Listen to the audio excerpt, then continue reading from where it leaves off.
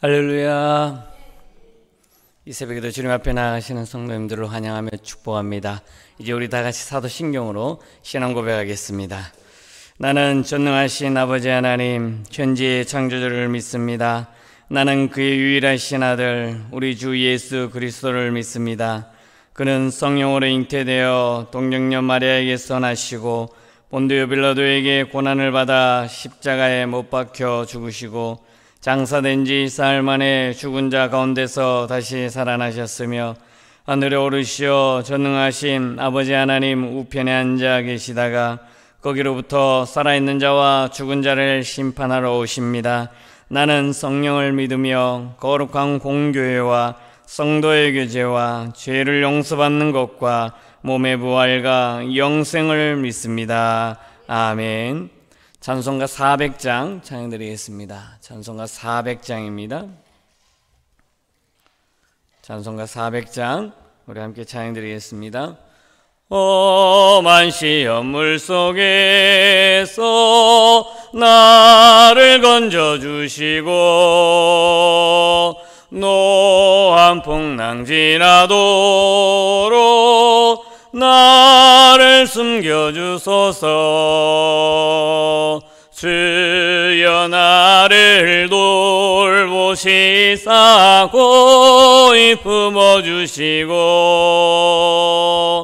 험한 풍파 지나도록 나를 숨겨주소서. 권세 능력 무한하사 모든 시험 이기고 풍랑까지 다스리는 주님 앞에 비오니 주여 나를 돌보시사 고이 품어주시고 험한 풍파 지나도록 나를 숨겨주소서. 죄악 길에 빠진 이 몸 캄캄한데 헤매며 부르짖는 나의 원 들으소서 내 주여. 주여 나를 돌보시사 고이 품어주시고 험한 풍파 지나도록 나를 숨겨주소서. 아멘. 하나님의 말씀 열왕기하 25장의 말씀입니다. 열왕기하 25장 1절부터 7절까지 말씀 보겠습니다. 구약성경 606면 열왕기하 25장 1절부터 7절까지의 말씀 우리 한 절씩 교독하시고 7절은 우리 합독하도록 하겠습니다. 제가 먼저 1절 보겠습니다. 시드기야 제9년 열째 달 10일에 바벨론의 왕 느부갓네살이 그의 모든 군대를 거느리고 예루살렘을 치러 올라와서 그 성에 대하여 진을 치고 주위에 토성을 쌓음에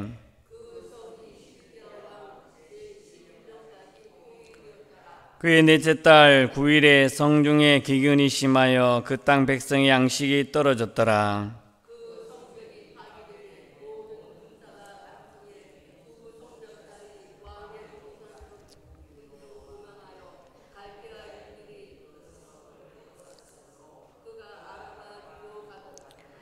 갈대아 군대가 그 왕을 뒤쫓아가서 여리고 평지에서 그를 따라잡음에 왕의 모든 군대가 그를 떠나 흩어진지라.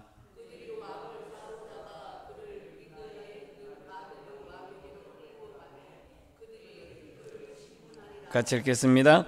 그들이 시드기야의 아들들을 그의 눈앞에서 죽이고 시드기야의 두 눈을 빼고 놋사슬로 그를 결박하여 바벨론으로 끌고 갔더라. 아멘. 할렐루야.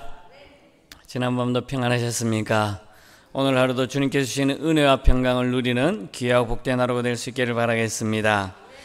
오늘 원래 말씀은 어제 본문에 이어서 24장 8절부터 오늘 본문까지 읽어야 되겠지만 25장 1절부터 읽었습니다.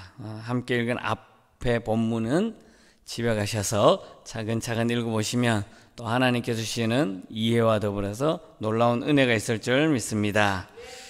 우리는 열왕기하 24장 8절, 그러니까 어제 본문에 이어서 만약 오늘 읽은 25장 7절까지의 말씀을 통해서 결국 유다 왕국의 멸망에 대해서 함께 말씀을 나누어 보고자 합니다.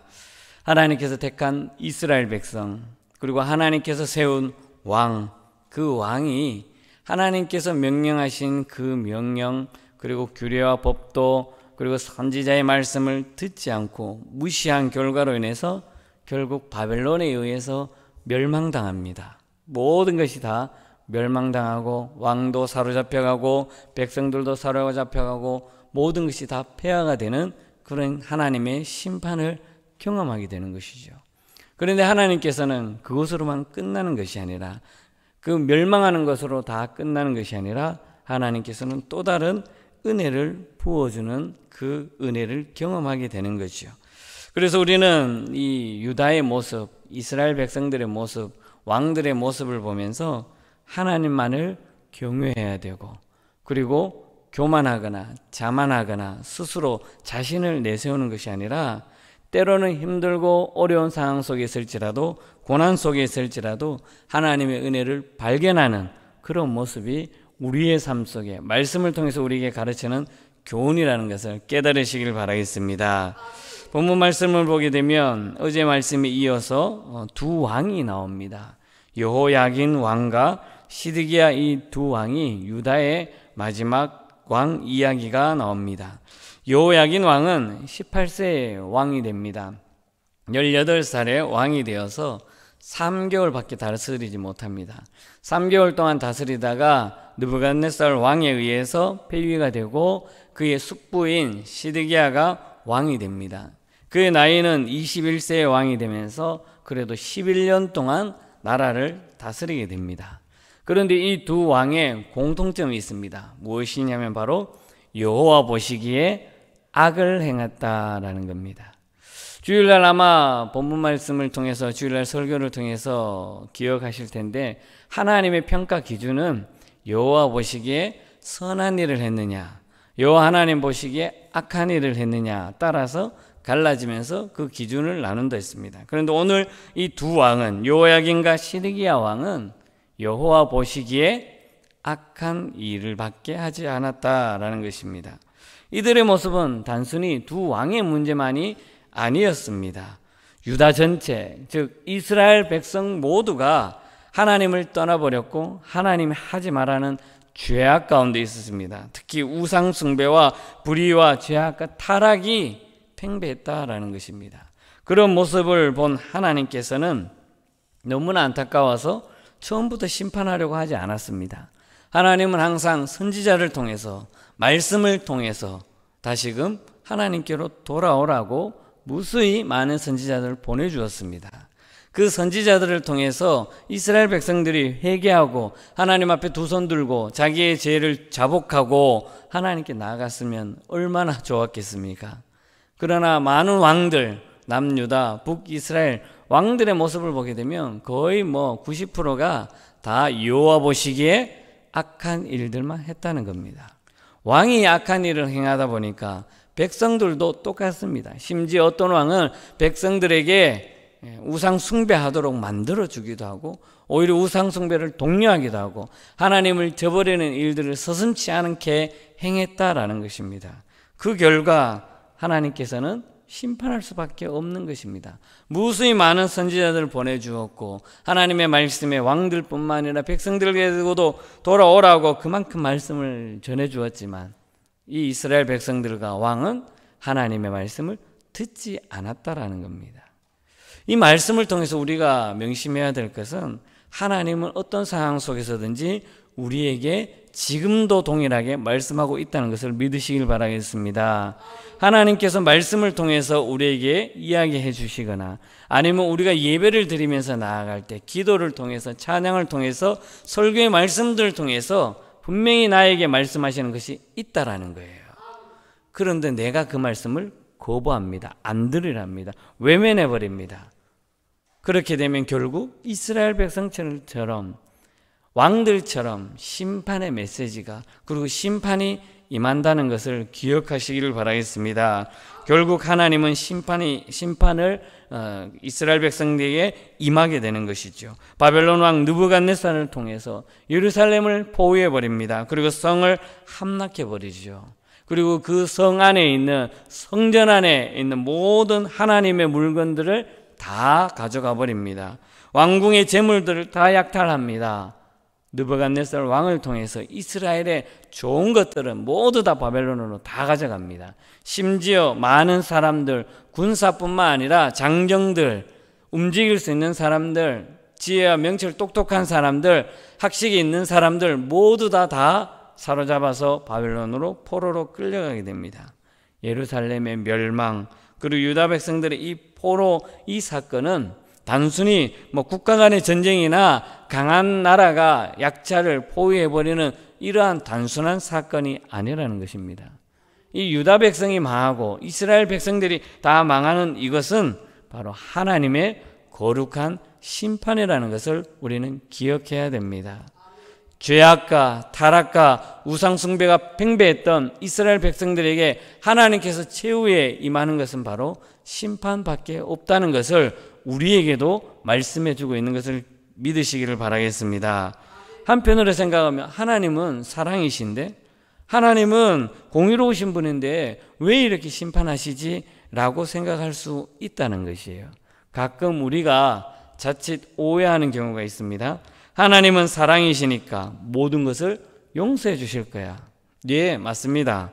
우리가 죄악 가운데 있고 타락 가운데 있어서 죄를 지을 수 있습니다. 그럴 때마다 우리를 사랑해 주십니다. 긍휼히 여겨 주십니다. 그러나 때로는 우리가 지은 죄로 말미암아 하나님께서는 그 죄에 대한 분명한 심판이 우리에게도 있다라는 거예요.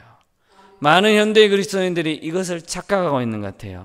내가 오늘도 죄를 짓고 내일도 죄를 짓고 매일매일 죄를 지음에도 불구하고 죄성을 깨닫지 못하는 겁니다.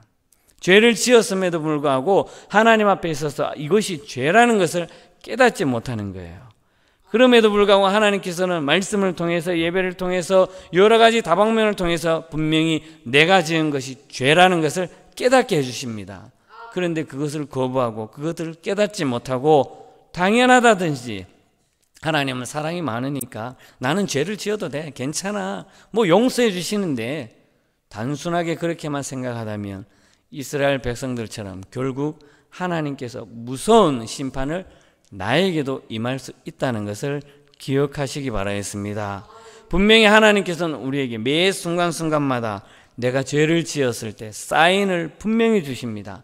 어떤 상황 속에서든지 사인을 주십니다. 그것을 우리가 빨리 캐치해야 되고 분별 있게 받아들여야 되지, 하나님께서 주신 그 사인 그것을 놓쳐버리면 결과적으로는 이스라엘 백성들처럼 모든 것이 다 빼앗기고 결국 많은 사람들이 죽음을 당하고 포로로 끌려가는 그런 안타까운 사건들이 나에게도 임할 수 있다는 것을 믿으시기를 바라겠습니다. 오늘 본문에서 보면 시드기야 왕의 최후를 맞이하는 것이 정말 안타깝습니다. 시드기야 왕은 누가 세웠습니까? 바벨론 왕이 세웠습니다.